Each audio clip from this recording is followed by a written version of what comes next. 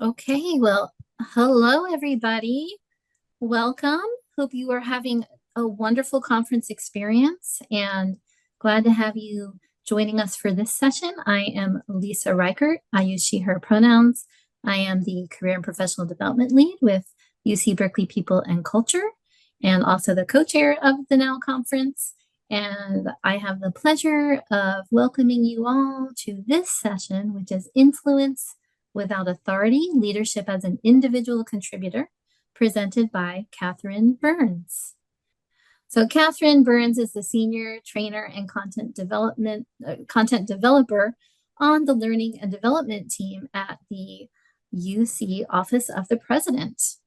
Her area of focus is supporting the development of emotional intelligence and people skills in leaders to create organizations that are more cohesive, inclusive, and impactful. Prior to her work at UCOP, Catherine trained and coached teams, managers, and CEOs throughout the Bay Area as a leadership trainer at Life Labs and developed a leadership curriculum for girl-identified youth and adults who serve and she served as the national training director at Girls Leadership. She learned many of her own leadership lessons, trial by fire, in front of a room of teenagers as a middle and high school teacher. Wow. Well, thank you and welcome, Catherine. Thank you so much, Lisa. And thank you everyone for being here. And Amaya, who is supporting the tech on the back end. We see you, Amaya. Thank you. Really, really excited to be here for this session. This is one of my very, very favorite topics to talk about. So I hope you've had lunch. I hope you got coffee if you need it, caffeine in some way, shape, manner, or form that you need, because we're going to dive in today. I'm very, very pumped to be here and to be here with all of you. So let's dive in. What are we doing today? Agenda, our frame. We're going to start with what does it mean to be an IC? And we will explore 6 leadership skills to leverage to become more impactful, invaluable, and influential as an IC. And so this hour is going to feel less like a little gift that's wrapped up in a bow, and it should feel more like an open door. So you're going to be doing most of the work. Most of the work I'm doing is asking you the questions that you may not have had the protected time and space to ask yourself. So in that vein, the big question is, what will you do next? By the end of the session, you will determine one leadership skill that you can hone to be a rock star IC. How are we going to do that? As you heard, I was a middle and high school teacher. You can take a girl out of the classroom, but you cannot take the instructional best practices out of the girl. So Lisa is about to drop in the chat for you a graphic organizer / note catcher. This is a fillable PDF. So don't be intimidated by the long box link. When you click on that link, you're going to go to download. And once you download this, you can actually fill in this PDF as you go. So some of these answers are going to be quite apparent to you. They'll rise to the top during the session. Some of these are actually designed to be longer-term exploratory questions, so you can take that graphic organizer, that fillable PDF, and continue using it next week, next month, in a year, whenever these things are coming up for you, and you've determined, you know what, I'm ready for that next step. There's another skill that I really want to focus on now that's going to help me be more impactful, invaluable, influential in my role. Okay. Can I just get quick thumbs up that you've got the PDF, that you downloaded it, it's working for you? You can use your Zoom thumb or your Flesh thumb. Just want to make sure that that's working for folks. Thank you. Awesome. Beautiful. All right. You all look ready. So we're going to dive in. Let's go. So let's start with a couple of these terms that you've already heard me use. The first one that I want to clarify is why I use the term rock star. Sometimes I think, especially in the Bay Area, this is used as sort of something that you see in those really overzealous job postings, like we're looking for a rock star. But really, the reason I use this specific term is it was coined by Kim Scott. That name might be familiar to you because she's the author of a book called Radical Candor. Came out in 2017. It was quite popular. Sometimes it's also quite misused, just to name that up top. But the framework that I love that she shared is she talked about 2 different types of highly motivated employees.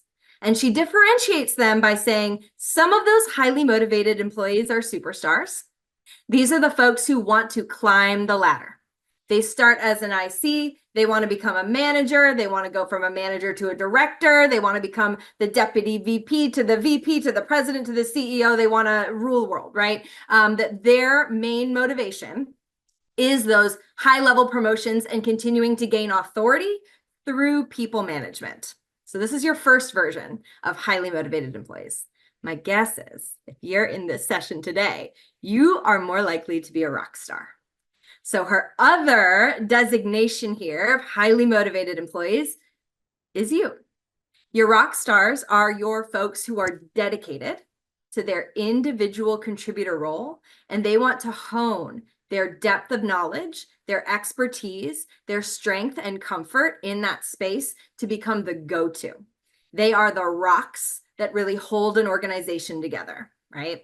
And so both of these employees are very important. Today, we're going to focus on you. Today, we're going to focus on our rock stars. What does that look like to be able to really lean deeply into that individual contributor role and still feel like you are doing the work that is fulfilling to you, that you're getting what you need out of your career, that you're feeling that sense of progress and growth, okay? So let's continue to define. What is an IC? I keep using that term. IC stands for individual contributor, which by definition means you have no direct reports. So you don't directly manage anyone. The first myth that I want to bust today is that leadership is limited to your title or role.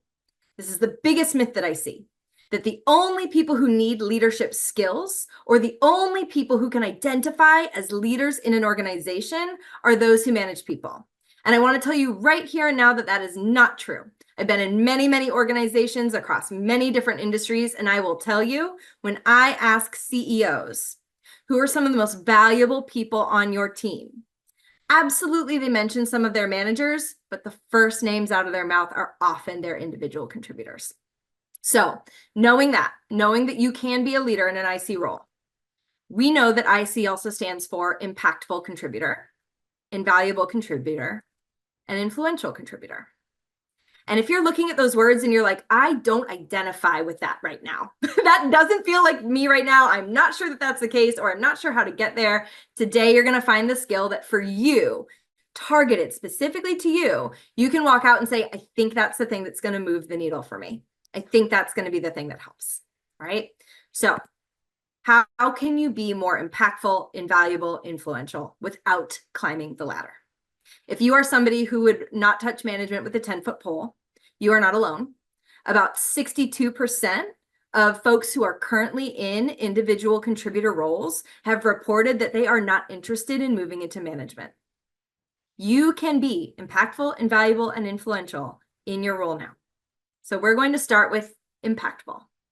I'm going to share some truths about what we know about what makes ICs impactful, invaluable, and influential. So we're going to start here. Truth number one, impactful contributors understand how their role supports the organizational mission. So this might seem relatively simple since we are in a mission-focused organization. If you are student-facing, you can likely link up your role very quickly to your mission, vision, and focus. We have many, many employees within the UC system who are incredibly important. Their work is absolutely critical to what we do, but it might feel slightly farther away from that mission. And I'll use my role as an example as we walk through this. So why is this important? Why is it important as an IC to be able to link up your role to what's going on at an organizational level? I'm going to start with a little story for you just to illustrate this point. It's called the parable of the bricklayer. There's a passerby walking down the sidewalk, and they observe a bricklayer. And this person looks pretty grumpy.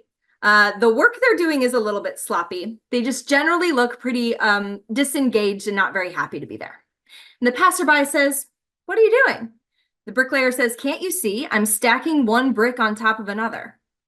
Passerby keeps walking and sees another bricklayer. And this bricklayer doesn't look quite so grumpy, but maybe a little bored and disinterested, and says, "Well, what are you doing?" And this bricklayer says, "Well, can't you see I'm building a wall?" So the passerby continues, rounds a corner, and this time sees a third bricklayer, but this one is enthusiastic, they're highly focused, they're making more progress than the two that they just saw. And so they pause and they ask, well, what are you working on? And this bricklayer says, I am building a beautiful cathedral. And so the parable of the bricklayer tells us that we have to be able to see those very small bricks that we might be focused on stacking one on top of the other is actually building towards something that is much more powerful than those small tasks that we can really get tunnel vision on. And if we can't identify the cathedral that we're building, our work can feel very thankless. It can feel like we don't know what we're doing or why we're doing it. And we can feel disconnected from the organization as a whole. So this leads us to our first leadership skill of the day. Link it up. So a fun fact, having worked with many C-level folks, is that nobody really creates roles if they don't need them because roles mean money. People are very expensive, right? So the organization itself started with the organizational mission. And that is how your team's goals were created, right? Your team exists to uphold and to show up and do work that links up to that organizational mission. The reason you're in your role is that your team, your manager, your division, your department identified, we can't do that work without this role being filled. So that is the work that was already done before you got there. So now your job is to work backward. Now that you know this, your job is to say, all right, looking at my role and what I do every day, how does my role link up to my team goals? Another way to ask this for yourself is, what would happen to my team if my role disappeared, right? If my role disappeared, what wouldn't get done? What would go so much slower? What would be totally lost if my role didn't exist? Once you know that about how your role links up to your team, then you take it one step further. All right, what does my team do that supports this organizational mission? So the reason we start with this first skill, this can feel a little theoretical and philosophical, and sometimes it can feel like just the cute mission statement that you would put on a resume or something. But the reason for this is that knowing your unique role in the organization is actually foundational. So knowing this is going to help you determine your purpose, your power, and your position of influence. So what do you want to see change, move, improve? What do you want to be a part of? And if you're somebody who's in a role right now where you're like, I don't think this is my forever role, I might be looking for something else. I know I want to remain in IC, but how do I feel fulfillment? How do I feel progress? How do I feel career growth? Knowing this skill means that when you're assessing for another role, you can determine, all right, I know they created this role. This role is critical. How does it link up to the team's goals? How is this role going to support the organizational mission?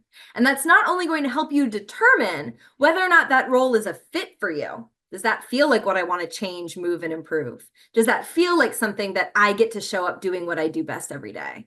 But it's also really going to help you in those interviews. So many interview questions that I see where people ask, why do you want to work at this company? Or why do you think this role is right for you? And being able to understand the organizational lens and how it relates to your daily tasks is going to be the thing that helps you communicate.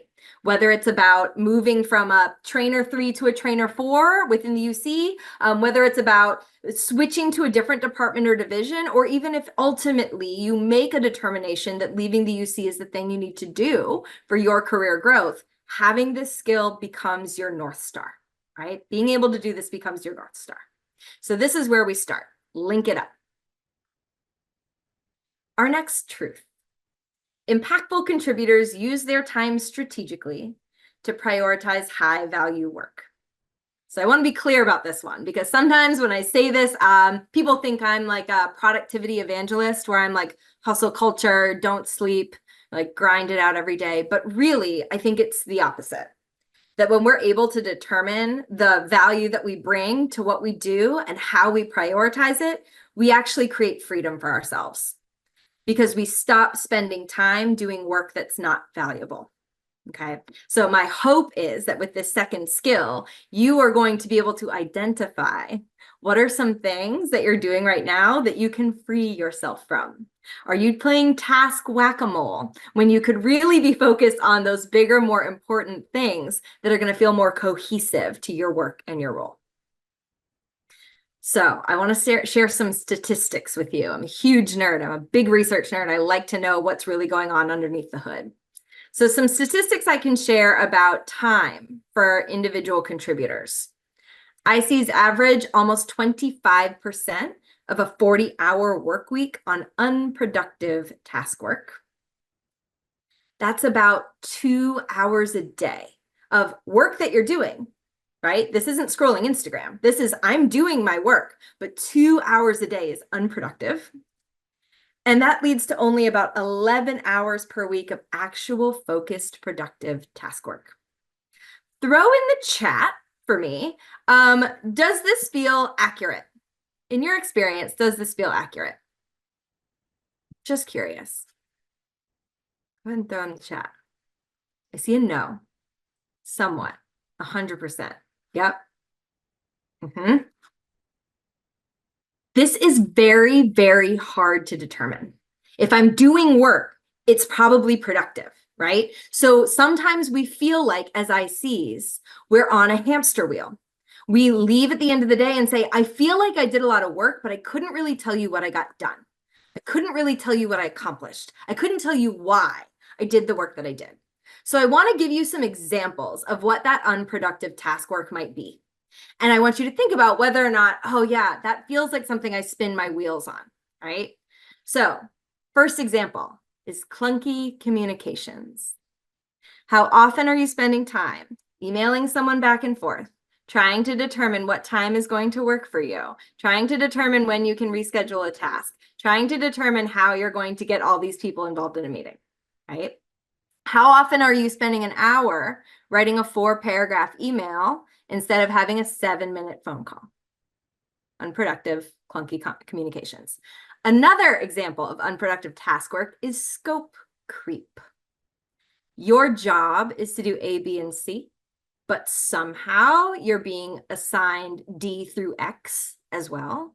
And when you sit and look at the tasks that you have, you say, well, this isn't really critical to my role. This isn't really what I'm supposed to be doing with my time based on my job description, based on what I'm being told the priorities are. I have been suddenly tasked with all of these things that fall outside of my role. Right? And then the next one is over perfecting. This is my big challenge when I'm looking at my time. Over perfecting a task. The value of a task tends to decrease with the amount of time we spend on it. So a great example of this would be if I re-chose the font on this PowerPoint 6 times, which I certainly didn't do. If I were spending all my time re-choosing the font, it's not going to impact any of you. It's not going to make this presentation more valuable or important. But for me, the unproductive task work could be, I'm just looking at it and I don't like the font, so I'm going to change it again. I'm going to move this a little bit more. It's just got to be perfect. 80% and done is sometimes better than 100% and overdone. You can write that down for yourself. So on your PDF, on this fillable PDF, something I will encourage you to do is that leadership skill number 2. It asks you to track your tasks for a week. So this is something that's a really interesting exercise. It's very eye-opening because it can be really hard to pin down. What is my most productive, highest value task work that actually I leave work feeling like I accomplished something, I made impact, I felt like what I did was important, versus I worked all day, I feel exhausted, and I could not tell you what the result of my work was. So you probably hear all the time, leaders are busy, their time is valuable. And really it's that their time is engineered to render the highest value. So time management is first about understanding where your time goes so that you can make more strategic decisions about how you use it. And if you are like me and like vocab words, the fancy $5 SAT word for this is chronemic awareness. So you might think you're only spending 5 minutes checking email, but suddenly you're late for the meeting that like last time you looked at your watch, it was 30 minutes away. Does this feel familiar, right? Where it's hard for us to track how much time we're spending on things. So, as you're thinking about this, some things that I want you to assess, just take a week, right, to assess this. Do a little time audit for yourself. Assess how many hours per week can you link up to your role? That you can directly say, I did this work and it links up to the thing that is important in my role, that links up to our team goals, that links up to the organizational mission. I know that this task work was focused on that, right? Then, how many hours per week go to your growth and development? Your growth and development is inherently important. You're doing it right now. Please write these hours down, right? Put them on your tracking sheet right now. You're doing it. So that work is going to result in improvements for your team, improvements for your organization. The better we get at our jobs, the better we get at understanding ourselves, the more we're able to show up and be impactful. And then how much of your time could be reclaimed and repurposed? One of the things, I'll share two things actually. Two things I did for myself. I have forced myself to do these time audits several times. I really, I quite pride myself on my time management. And then I do these time audits and I'm like, wow, that was much more time reading and looking at email than I thought I spent. So two things that I have adjusted in my calendar and in the way that I work that actually helps me get rid of some of these thankless tasks, right? Or mitigate them. We're not going to just be able to just stop checking email because it doesn't feel valuable, right? So what I've done for myself is I schedule 15 minutes at the very beginning of my workday, 10 minutes after lunch, and 15 minutes before I leave at the end of the day. And that's my email time. That's it. I do not check email in between tasks. I don't check email in between meetings unless something pops up that says urgent in the subject line. That's a hard boundary for me. And that has protected a lot of my task time because now I'm not getting the notification disruptions all the time. I know emails for later, I'm going to have time. The second thing I've done is that I was blocking a lot of calendar time to focus, like that deep focus time that we need on project work. I would block that calendar time and a meeting would pop up. Oh, I guess I can't do that then. And then I would block it at another time. Oh, meeting pops up, right? We're playing Frogger with meetings as we're trying to schedule that planned deep focus time. So I actually had to look and assess on my calendar, all right, when are meetings mostly popping up? Well, nobody's really scheduling meetings with me after like 2:30 p.m. So I just moved those calendar blocks of focus work time to the time when meetings were least likely to pop up. This seems so obvious when I say it out loud, but I could not really figure that out until I sat down and did this time audit. So some of you might be really balking at this and be like, I don't want that, just seems really stressful. Like I don't want to do that. However, the one thing I will say, if you are somebody who tends to over perfect or procrastinate, where you stare at like a blank cursor on your screen, or you just get totally like tunnel vision on a task down the rabbit hole and you can't stop. The tool that I will throw in the chat for you is called the Pomodoro technique. I call it throwing a tomato at the problem. Pomodoro is the Italian word for tomato. It was, its Italian inventor called it that because he used to set the little tomato timer in his mom's kitchen. And the way it works is you set the timer for 25 minutes. You must complete the task within 25 minutes. If you interrupt yourself, you have to restart the timer. So I do this for anything that I procrastinate on. I Pomodoro folding laundry because I hate folding laundry. So that is one thing that you can do for yourself. If you recognize you over perfect, you procrastinate, you tend to just sit and like, I'm just stuck in this bog of listlessness, not getting things done. Throw 25 minutes onto a timer, see what you can get done with that hyper-focused work time, and then you get a 5-minute break. Sometimes I stack 3 of these all in a row, 25 on, 5 off, 25 on, 5 off, 25 on, 5 off. And if I complete all of it, I call it a gelato because I reward ice cream.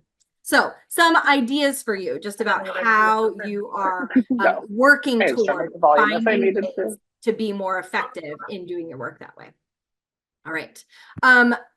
As before we move on to being more impactful, anything, Lisa, that's just popping out in the chat that needs clarification before we move forward? Yeah, thanks, Catherine. There was a question. Do you have any recommendations for tracking apps? There are several tracking apps. you can find lots of different tracking apps. I don't have a specific recommendation for a tracking app. Honestly, like I live and die by my Post-it notes. One of my colleagues is on the call and she's probably laughing because she sees me with my Post-it notes. But when I do a time audit, I just keep a running Post-it of, hey, from 8 to 8:30, I was looking at email. From 8:30 to 9, I went and got coffee. At 9, I was supposed to go to this meeting, but I got pulled aside, so I was late. I just keep a running Post-it and I stack them all together. At the end of the week, I look at it. But two things, Pomodoro, you can absolutely find, you Google Pomodoro and you can find a timer for that. Another thing that I will suggest to you is something called the Eisenhower Matrix, and I'll throw that in the chat as well. Eisenhower Matrix is going to help you determine the difference between what is urgent and what is important. So obviously you have your things that are both urgent and important. Those are your fires. Drop everything. We've got to put it out. But often we have a lot of time spent on tasks that feel urgent to us. They have time pressure. They're not really that important. And when we ask ourselves, if I did this tomorrow instead of today, what would happen? And the answer is frankly nothing, right? So could I spend my time today focus on something that's more important because I have the energy for it, because I've got the time for it, because an important thing might be my growth and development. I'm going to go to that training and I'm going to do that other task tomorrow. So the Eisenhower Matrix is a great way, once you've audited your time, to determine where can I spend my time more valuably and what are some of the tasks that I can move off my plate. Whether it's just to mitigate those tasks because they're busy work and they have to get done, or if it's to actually have a conversation with your manager about, hey, my job is ABC and I notice I'm doing D, E, F, and G. Can we talk about that, right? What might need to come off my plate and what is the priority? So those are two tools that I just want to throw to you as good things to help you declutter your calendar, because decluttering our calendar often also declutters our brain space. When we reduce our cognitive load, reduce our cognitive lift, we have more energy for the things that are most valuable. And that's going to drive our impact. Great. All right, so we're going to move on. We have learned how to be a little bit more impactful in our role by linking it up and tracking our time. Let's explore how we can be more invaluable to our organizations without climbing the ladder. So the first thing I want to do here, in a smaller group, I would have you all come off mute and repeat this with me, but I'm not going to do that since this is a large group. But I would like to invite you to say out loud before this next session, my worth as a human being is not determined by anything I do at work. My worth as a human being is not determined by anything I do at work. If you don't believe that, I think you should write it down for yourself. And that will lead me into discussing what are ways that we can contribute valuably in our roles at work. We're separating those two. So my first truth here for you is that invaluable contributors bring specific, deep expertise to their organization. This is that rock star component, right? Deeply grounded in the work, deep knowledge, deep expertise, and it might be a little bit different than what you're thinking about. But a question you can ask yourself right now is, what am I the best at? And that doesn't mean what am I better than everyone else at, but the thing that I know, yep, like that is it. That is the thing I'm really good at. What are you the go-to on? What can you do? What do you know? What can you figure out that others often find very difficult, right? So leadership skill number 3 is to carve your niche. Carve your niche. And there are several steps to this process. Step number 1 is to target your area of expertise. And so that could be something that you already know you bring to the table. You're already gifted at it. You have a lot of experience with it. It's something, maybe it was your undergraduate degree, right? You're like, I know that I already bring this to the table. You have a natural knack for it. It could be knowledge about a system, a process, or technology that's specific to your role, right? That niche area of expertise that nobody really knows how to figure it out, but you've got the knowledge that you bring to the table. This could be a gap you see on your team that you could fill. Nobody on your team has said a peep about AI. Why not you, right? Can you be the gap filler? And the last thing I want to say is your area of expertise might be something that other people would identify as a soft skill. There's somebody on our team who I recognize, even though it is not in her job description, she's an incredible mediator. When people are struggling and having conflict on our team, it means that they are not being very productive because they're locked in that conflict. This person's superpower, their niche, their expertise is they can mediate conflict to make sure that people can get back to the focus of their work. That is that person's superpower. And that's often what we count on that person for. But this could be as simple as you love data entry and you find it quite soothing, and everybody else is like, oh my gosh, it's so tedious, I can't do it. That can be your superpower. Okay, so target your area of expertise. What is the thing that you bring to the table that you're going to be good at, that you're going to love doing, that you see value in for your role? So that's step one. Step two, identify how to turn that natural area of expertise, that thing that you're really interested in or curious about, how do you turn it into the superpower? What is the next step in deepening or expanding your learning? This could be formal learning. This could be a class that you could take, a training that you could go to, a certification you could get. Sure. LinkedIn Learning, YouTube, there are so many resources out there for you if you've really identified, hey, I have a natural gift for a data analysis. I love it. I love connecting the dots. Let me learn more about that. What could I do with that in my role? I have a natural gift for being able to remember names and faces. I'm really good at it. I'm a connector. I love being able to relate to people. I'm really good at winning others over. How can I deepen that, right? So how can you strengthen your strengths? That's the real question there. Deepen that knowledge and skill, lean into it. You can ask yourself, who might be a mentor to you for that strength? So looking outside of your own sort of area of expertise, looking out at your organization or even outside of your organization, who else is doing this really well? Who else has that knowledge, skill that you really want to deepen so that you can really show up as the expert in that space? And so the purpose of step two is, how can I make sure that I'm doing the thing I do best every single day? And then step three, and this can be the challenging part for folks. A lot of folks really enjoy this part. I'm going to find my expertise. I'm going to focus on deepening it. Oh, and then I have to actually share it. Oh no, now I have to go and share it with other people. But this is the exciting part. And this is where you start to be really invaluable, is because you are not just the go-to for like the little secret club of people who know that you're good at that, but you are actually able to say, hey, I'm stepping into my power here. This is something I know I bring to the table. This is something I'm really good at, right? So share it really widely.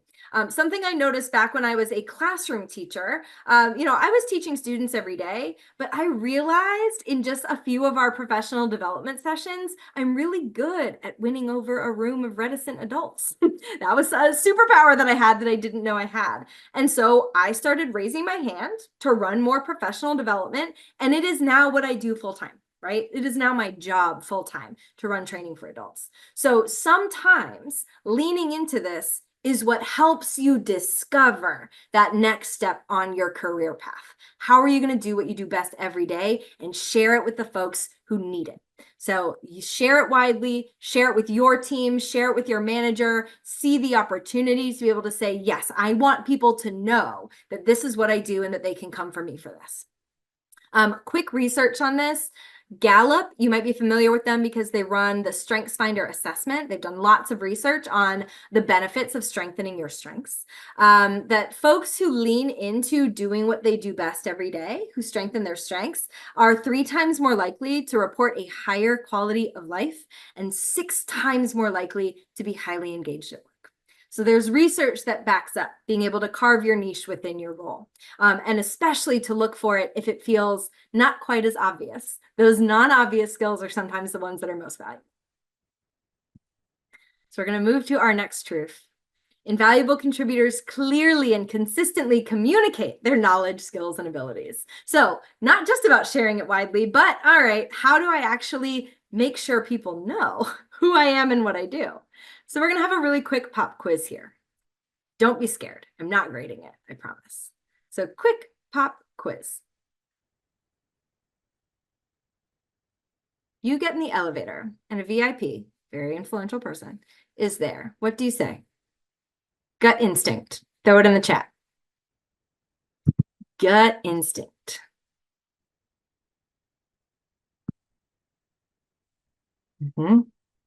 Hi. How are you? Yep. All right, next question. Your boss swings by your desk and asks, how's it going? What do you say? Throw it in the chat. Good, good, great.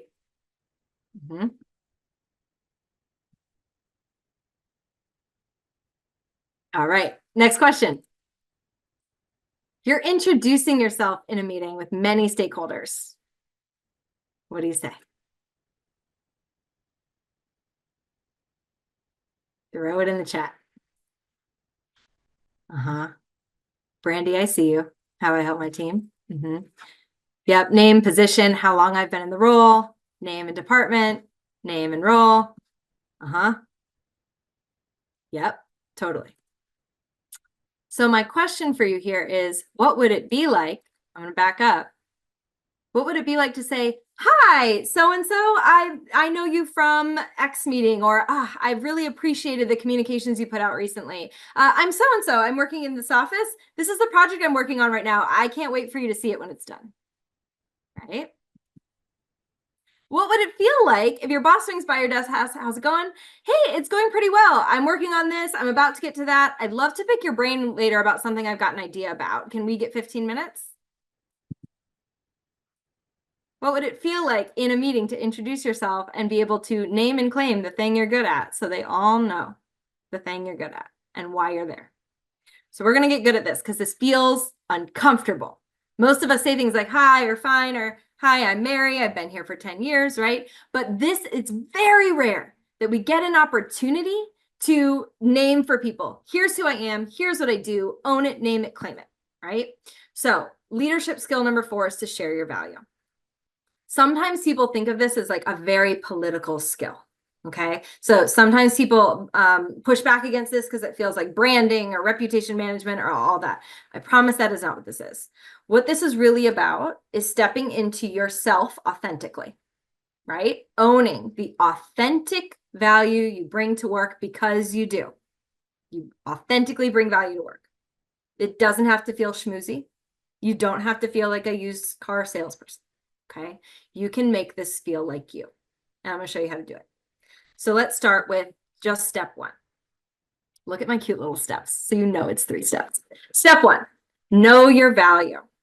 We already talked about carving your niche, right? And we talked about linking up to the organizational mission.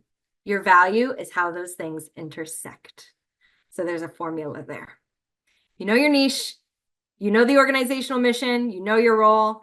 The intersection of those things is communicating your value, right? And so the trick to that, obviously, somebody asked earlier a question in the chat about being a specialist versus jack of all trades, right? The specialization is often the thing within the organization that moves the needle. Right? The specialization, there's lots of research that shows that specialization is where people are able to be more impactful because it's filling a hole that's not there, right?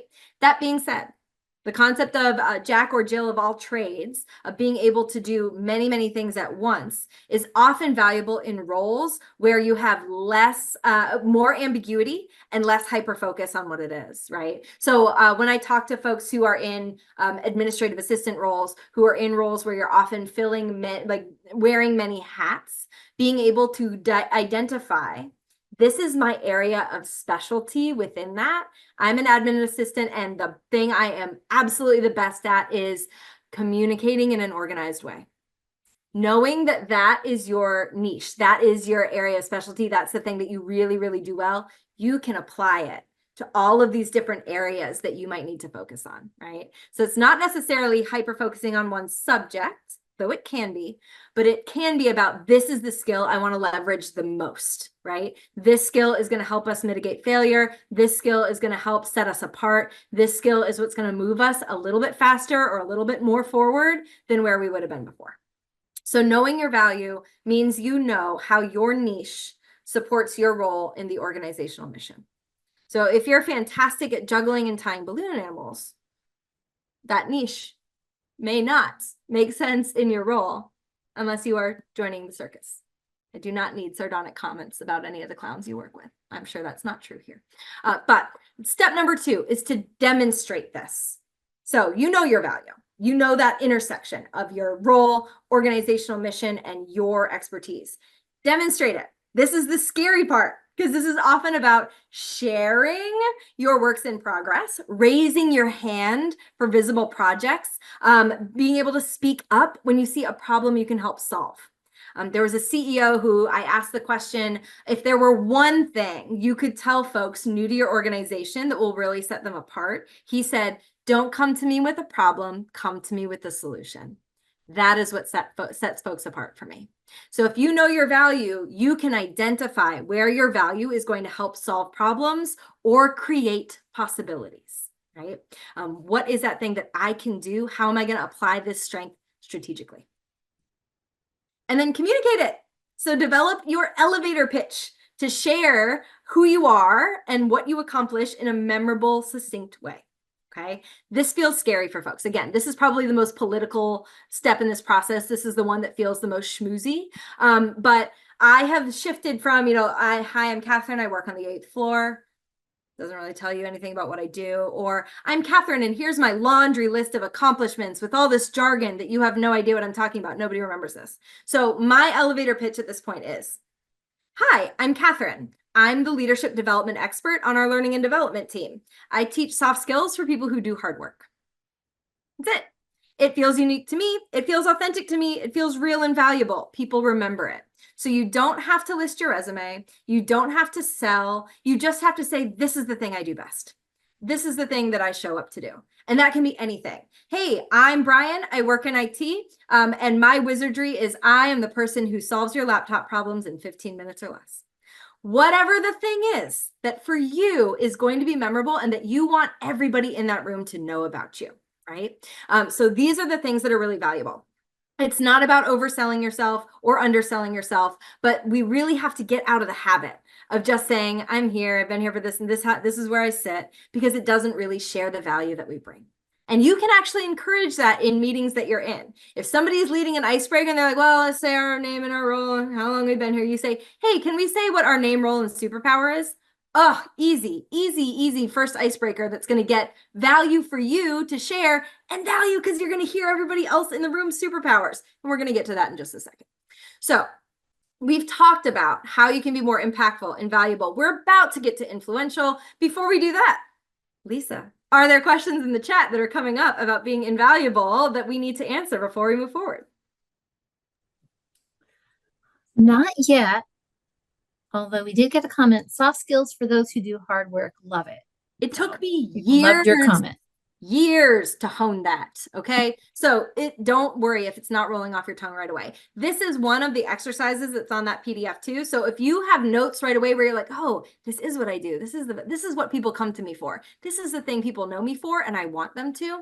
Write it down for yourself now, and you can wordsmith later, right? Run it by somebody who you knows you well, knows your work well, and say, does this feel right? Would you add anything? Would you change anything? I'm trying to get better at sharing my value. That's it. Easy peasy, right? Well, easier said than done, but I'm sure you can do it. All right, so let's move forward. How can you be more influential without climbing the ladder? Let's find out. Our next truth. Influential contributors develop a mutually beneficial relationship with their managers. This can be very tricky. Some of us would say, my manager and I have a great relationship. We get along really well. We really like each other. And others are like, my manager and I are oil and water. We just don't work together well. How, right? How am I supposed to do that? So we're going to talk about this now. First, something I'm curious about. We're about to launch a poll for you. When you think about your one-on-ones on a scale of 1 to 10, with 1 being what one-on-ones? I don't really have those on a regular basis.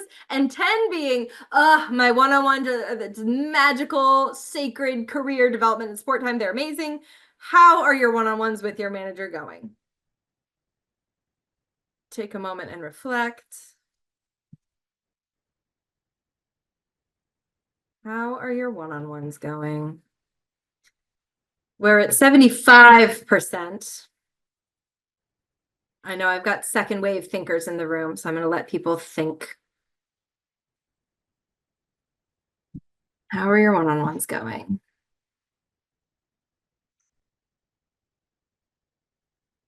All right, final takers, going once, going twice, going a third time. All right, I'm going to end this poll and share it. All right, so I'm going to share these results here with you. Rate your one-on-ones on a scale of 1 to 10. We've got a few of us who say, yeah, I'm not really doing that. Several of us who are in this kind of lower quadrant of these aren't really going well. We've got several folks who are around like a 7, which is great, right? We've got room for improvement, but we're around a 7 or 8. I feel like they're going pretty well. So what we're going to see here is how we can move the needle on these one-on-ones. And there's a question for you in that PDF that asks, what would have to happen to bump this score up by like 2 points, right? So how are we going to make those one-on-ones a 10? If you're between like a 1 and a 5, how are we going to make your one-on-ones happen, first of all? And second of all, feel like they're really important time. Because one of the most important people in your scope of influence is your manager. And you do, in fact, influence your manager, even when you feel like you don't and you're running into a brick wall every time you're trying to talk to them. So let's talk about how to make these one-on-ones more effective through a couple of these skills, because this is how we're going to start to leverage some of the initial immediate influence that we have. Leadership skill number 5 is managing up. I could do a 6-hour workshop on this. I have 2 slides. So I'm really giving you the very high level best practices in managing up. The first piece of this is you need to understand what your manager needs from you. That's the first piece of this. Your role created by the organization, team determined, you are critical to the organization, you're critical to the organization. So your manager knows this. Your manager has determined your role is very important. So you should be able to answer these questions. These questions are also, again, on your PDF. And there's a question of how many of these do you feel you could answer? How many of these do you feel like you could partially answer, or you thought you had the answer 6 months ago, but maybe the answer has changed, right? What are your manager's top priorities? What are the things that they care most about, that they are really driving toward? How is your manager evaluated, right? What is important to their manager about their performance? What is the impact they're hoping to make, the thing they really care about? What's their vision for your team? And then what's their vision for your role, how it supports the team? Who is in their scope of influence, right? Networking, right? Who's in your manager's scope of influence? What skills do you have that complement your manager's skills? This is one of my favorite parts of working with our team, is that we are all quite open and honest about how our skills complement each other. We actually request and require each other to lean on the skills that each person on our team brings, because we recognize each of us knows this is sort of my weak spot. This is something that it's just, I miss it. I don't always see it. Please point it out to me, right? So understand, where do you complement those skills that your manager has? And then what problems can you solve for your manager? So some of these you might be able to identify right away. Awesome. If there are questions on here where you're like, I do not know, that question should be one of your priority conversations in one of your next one-on-ones. And you can frame that with, I went to this training and something I realized is there are some conversations that I think we haven't had. I think I can be more impactful on your team. I think I can add more value. Can we have this conversation so we can make sure we're on the same page? All right. So you can always frame that as, I'm here to help you. I'm here to support you. I'm here to do this work for you. How can we get on the same page? So the second part of this is understand what your manager needs from you. But as we said, mutually beneficial relationship, mutually. So by being able to manage up in this way, you are able to get what you need from your manager. Those one-on-ones are for you. One-on-ones are for you. They are sacred management time. You are in the driver's seat on your one-on-ones. And if you're afraid to do that, let's say you have somebody, let's say that you would use the word micromanager to describe your manager, right? The benefit of being able to have regular one-on-ones is you can tailor the format and the way that you have these one-on-ones with what your manager needs. If your manager is somebody who needs a report at the end of every day of, these are the tasks I got done, this is what I'm working on tomorrow, you can take the initiative and start that so that you're not constantly being picked at. You can ask your manager, what evidence do you need to feel confident that the work is getting done? How can I provide that evidence to you on a cadence that feels good? Right? So these are for you. Self-direction and initiative are incredibly valuable. You do not know how often I hear from managers that they feel like their direct reports don't want to meet with them because they feel like it's pulling teeth to schedule these meetings. Okay. These don't have to be long. You don't have to sit for 2 hours and like sing kumbaya and hold hands. These can be 15-minute check-ins once a week if that's the time that you have. But some things that we should be doing to make sure that we get what we need from our managers to be influential, to be impactful. Use that FaceTime strategically. If your one-on-ones are just progress reports, if your one-on-ones right now are just, I did this, and this. Okay, this is what I'm doing next week. Bye. There's so much more that these can be. Okay. So some things that I would suggest: create an agenda template, a running agenda so that you don't have to reinvent the wheel every single time you meet with each other. Create an agenda, put it on a running document, and just say, hey, these are my project updates at the top.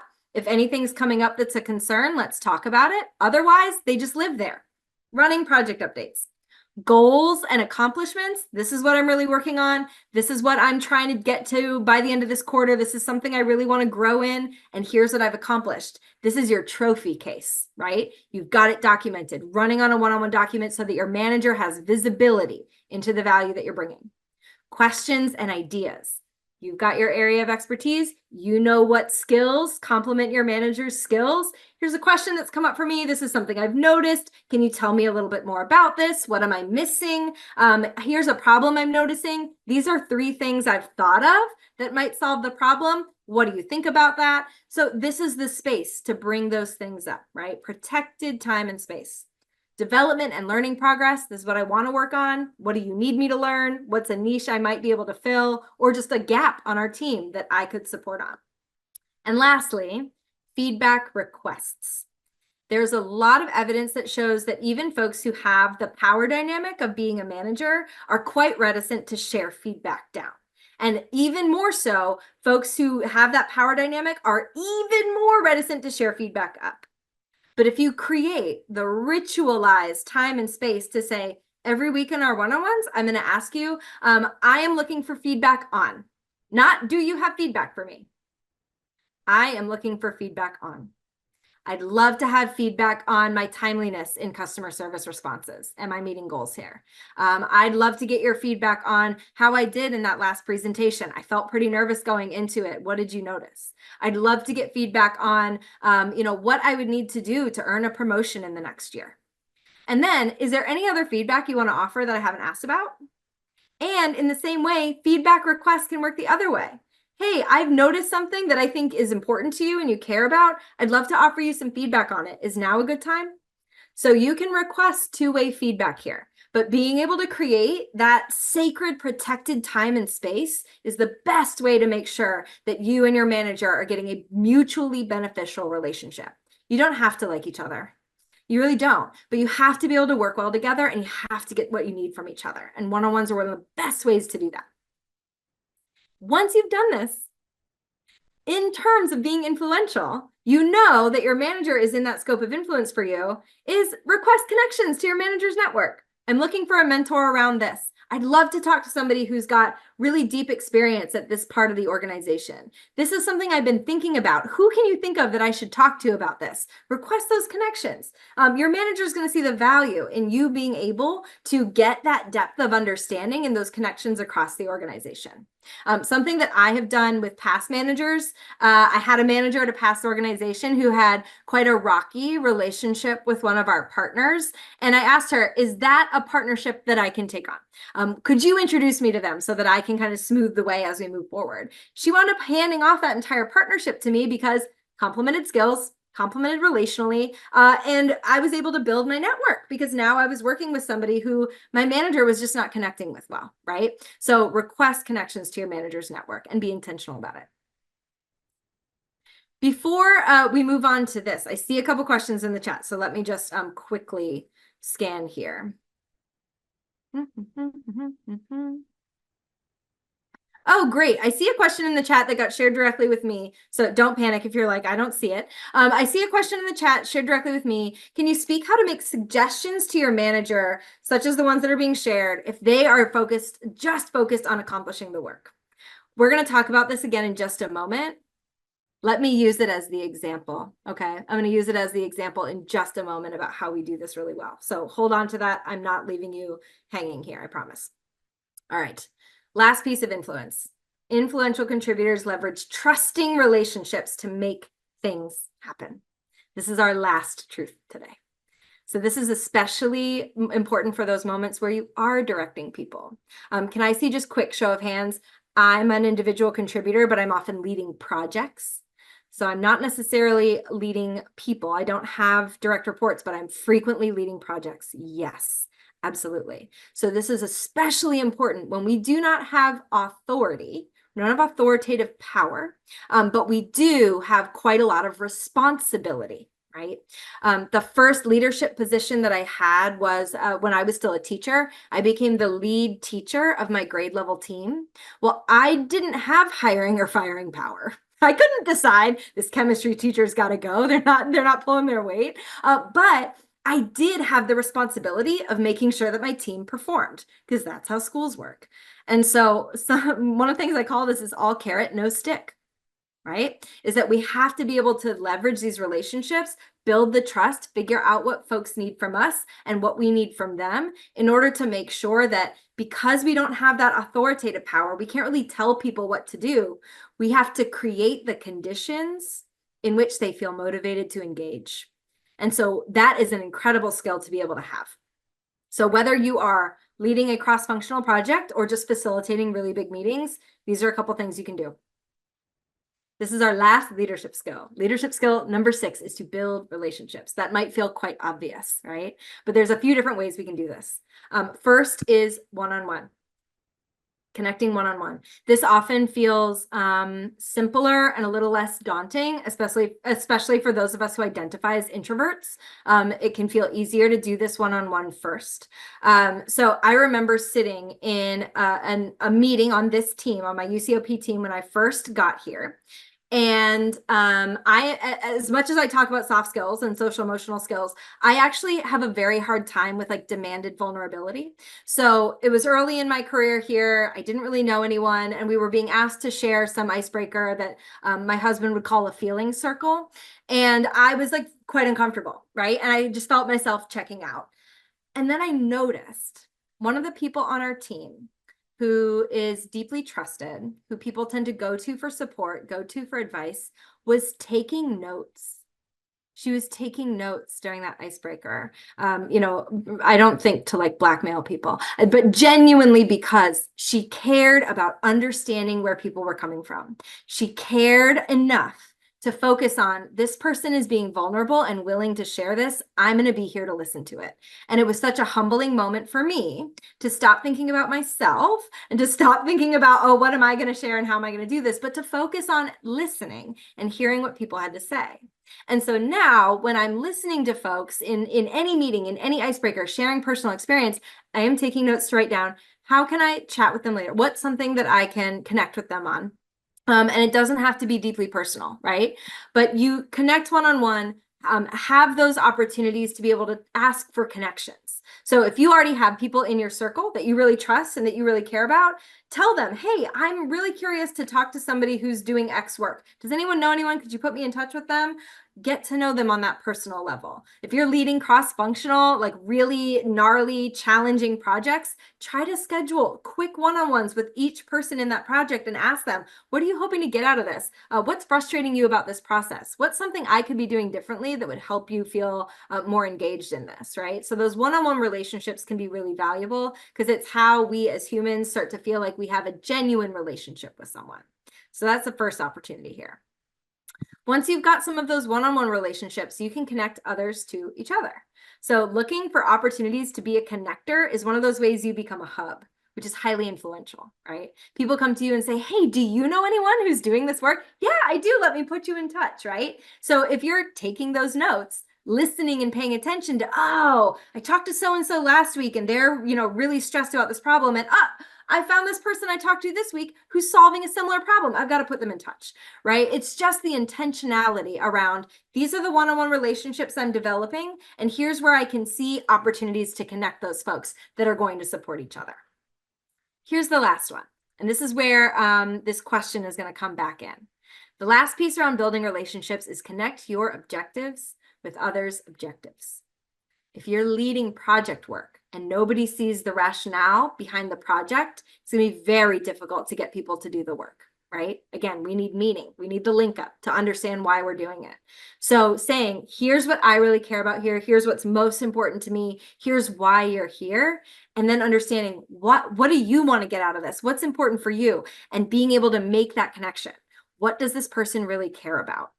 So to this question that happened earlier, how do I convince my manager to have more of these conversations in our one-on-ones besides just getting the work done, right? Very task-oriented, is to offer this feedback. One of the best ways to offer critical feedback is to ground that feedback in something you both care about, right? Ground that feedback in something you both care about. So in this example of how do I get my manager to have these conversations, they're really just focused on the work, being able to frame it around, I know it's really important to you that we get X, Y, and Z done. I'm seeing some potential gaps or miscommunications because we're moving so quickly. Can we have a conversation about where you see my role existing in this project so that I have better clarity moving forward, right? Connect it to the thing that they care about. For some of you, it's going to be my manager really cares about speed or accuracy. For some of you, it's going to be my manager cares most about my health and well-being. Great. For some of you, it's going to be I'm not entirely sure yet what my manager cares about most, and I'm going to have to figure that out. But this stands true for any relationships across your organization. If you understand what folks' objectives are, if you understand what your objective is, being able to communicate clearly, this is why we're here, this is what I want to get out of this, and this is how I hope you can help me, is one of the ways that we create these kind of coalitions, right? It's the purest form of collaboration when your objectives overlap. And you just don't know until you've built the relationships to be able to have those conversations. That leads us to our very last piece. Be intentionally inclusive so that you are not accidentally exclusive. One of the best ways to be influential is to expand your network. One of the best ways to expand your network is to intentionally include. So the macro part of building relationships is being able to do this work in a way that you are gaining so many more experiences and perspectives, that you're gaining so many more trusting relationships, that you're able to share more widely that area of expertise that you bring. And being intentionally inclusive is one of the best ways to do that. So a little research here. Exclusion maps onto the same areas of your brain as physical pain. Exclusion maps onto the same areas of your brain as physical pain, same neural pathways. Exclusion is universal and disproportionate. So this can result in something called anticipatory exclusion.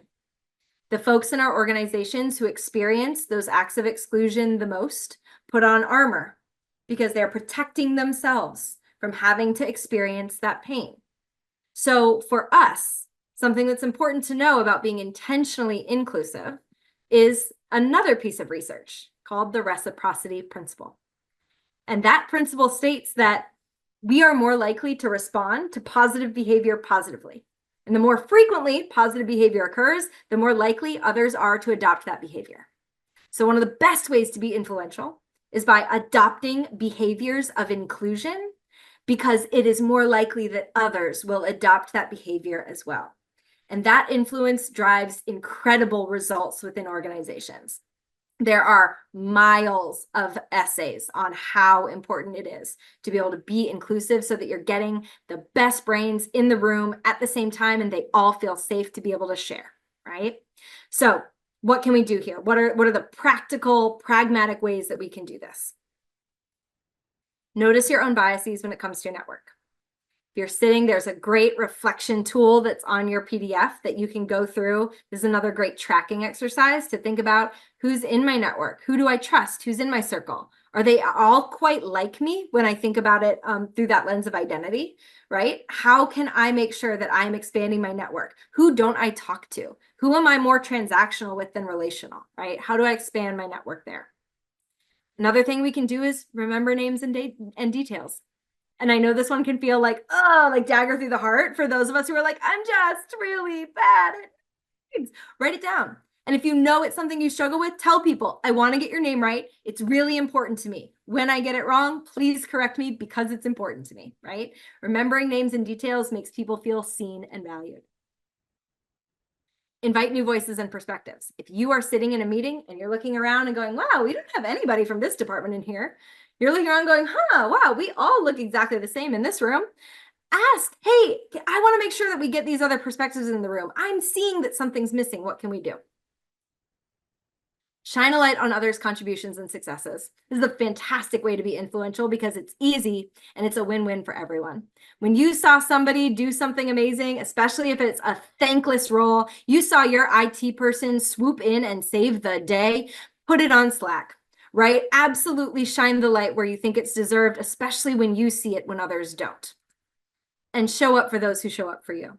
There's somebody who's shining your light quite frequently. How do you shine theirs? When they showed up for you in that moment where you did not have your area of expertise being leveraged and they brought theirs in, how can you use that reciprocity principle to show up for them too?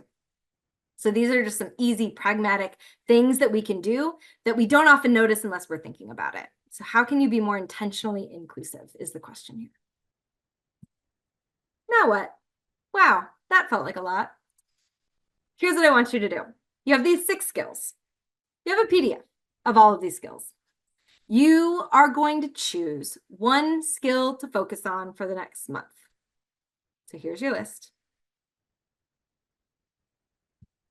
The thing I want you to think about is, what is the smallest, simplest, easiest next step you can take? It's not about doing this all at once. I told you this hour is going to feel like an open door more than a wrapped gift. So what's the door that you see that you want to stick your toe in and start to move through? What I would love as you're looking at this is if you have already determined which skill you want to focus on, if you could throw it in the chat. If you already know this is the skill I want to focus on, this is the one that I'm going to do, throw it in the chat. And then I will take a couple minutes for questions. My watch died in the middle of this, Lisa, so I thought I was going to be able to track my time, and now I can't. I see them. We have one minute. Perfect. Yes. And thank you so much for this very dynamic and impactful presentation, Catherine. I'm going to put the link in the chat. Yes. And yes, if there maybe might be 1 or 2 questions. Yep. I see one question. I'll take some that got sent directly to me. One is around path to promotion. So something I want to share with you, especially as an IC, we've got those 5 professional levels. Something you can do is you can use Job Builder or JDX. They're kind of referred to as different things across the campuses. You can pull up what your role is now, and you can look at what the next level up, what is the role? The trick to getting promoted is you have to prove that the role has changed, which means it can feel a little unfair. You need to be doing the job of the next level and documenting what you're doing in that job at the next level in order to get that promotion, that reclassification. So to give you an example of that, I'm a trainer 4. If I wanted to be a trainer 5, the things I need to be doing are more system-wide work. You mean like this conference right now? So that is the thing that I've identified as, if I want that promotion to trainer 5, I need to prove that I'm doing the work that's in that reclass. That's my best tip for that promotion. And yes, you're absolutely right that it exists across every single organization. Seniority is rewarded. You're right in terms of compensation. So I want to name that for you, that is true across all organizations. Other questions? Please, I love talking about this. So if you didn't get to ask a question and you really wanted to, please reach out. I'm going to throw my email in the chat right now. So I hope to hear from a lot of you. Thanks, everybody.